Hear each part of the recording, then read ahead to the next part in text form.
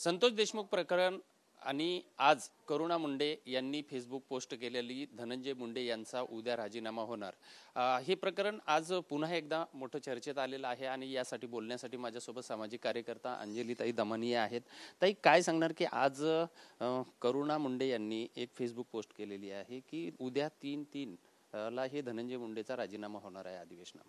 नाही, आता त्यांच्याकडे ही माहिती कुठून आली मला माहित नाही, आणि ते स्पेक्युलेट करतात की खरंच माहिती आहे, याच्याबद्दलही मला माहित नाही, त्यामुळे त्याबद्दल मी काही बोलणार नाही. पण मला असं वाटतंय की यांचा राजीनामाच नाही, आता अशी वेळ आली आहे की यांना बडतर्फ करायला हवं. अशी लोक राजकारणात जर दहशत माजवत असली, कारण कालच्या ज्या चार्जशीटमधल्या आपण ज्या गोष्टी बघितल्यात त्याच्यात सरळ सरळ असं दिलंय की अशा माणसांनी जर आपल्या मध्ये आले, अधेमध्ये आले, तर हे आपल्याला खंडणी मिळूच देणार नाही. मग इतर कंपन्यांकडनं आपल्याला खंडणी मिळणार नाही. तर असे जर संतोष देशमुख सारखी माणसं आली तर त्यांना संपवून टाकण्यात यावे.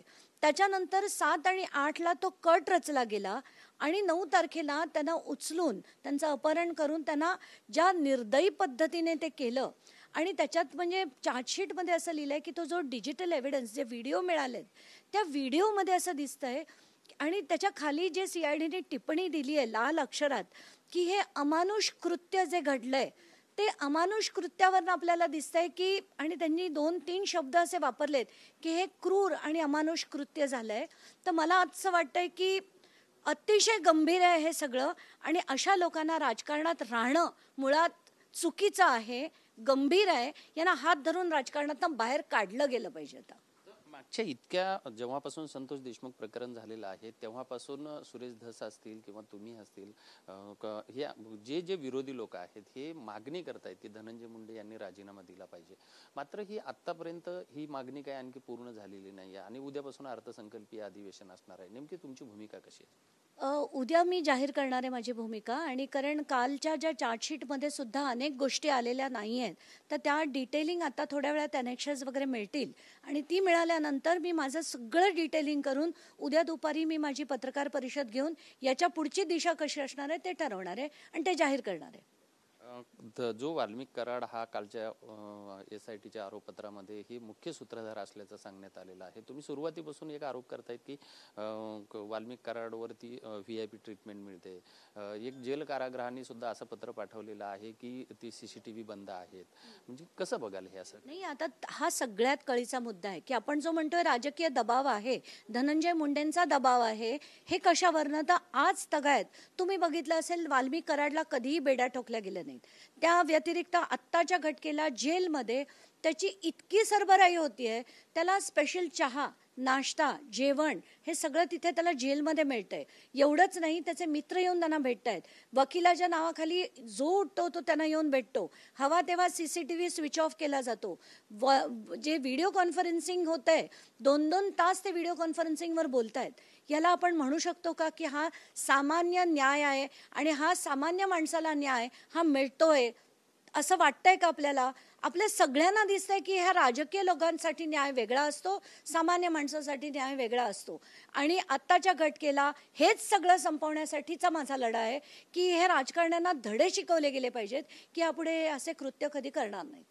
उद्यापासून जे अर्थसंकल्पीय अधिवेशन सुरू होतंय, जर उद्या हा राजीनामा धनंजय मुंडेचा नाही झाला तर करुणा मुंडे सुद्धा बोललेत की मी स्वतः मुख्यमंत्र्यांना भेटणार आहे. मग ह्याच्यामध्ये तुमची भूमिका कशी असणार आहे उद्याच्या अधिवेशन? ती मी उद्याच्या उद्या पत्रकार परिषद घेऊन जाहीर करणार आहे. अनेक गोष्टी देखील मांडणार आहे. ते उद्याच्या पत्रकार परिषदेनंतर होईल.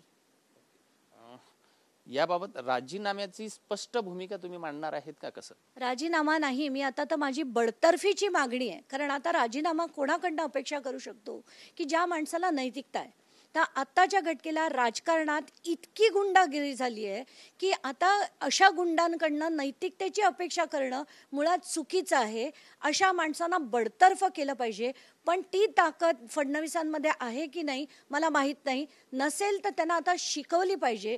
मला तर वाटतं सगळ्या माध्यमांनी एक पोल करावा की धनंजय मुंडे हे राजकारणाला बळी पडलेत हो का नाही, आणि नाहीची उत्तरं किती येत आहेत, आणि हे जे सगळं कांड झालंय याच्यावर तुम्हाला न्याय होताना दिसतोय का, असा प्रश्न सगळ्या माध्यमांनी महाराष्ट्राच्या जनतेला विचारावा आणि जनतेचं उत्तर काय आहे ना ते लोकांना दाखवावं.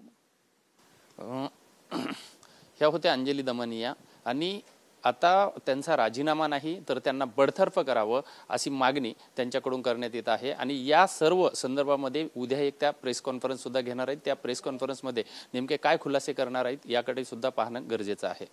व्हिडिओ जर्नलिस्ट खंडूसह विजय गायकवाड, TV9 मराठी, मुंबई.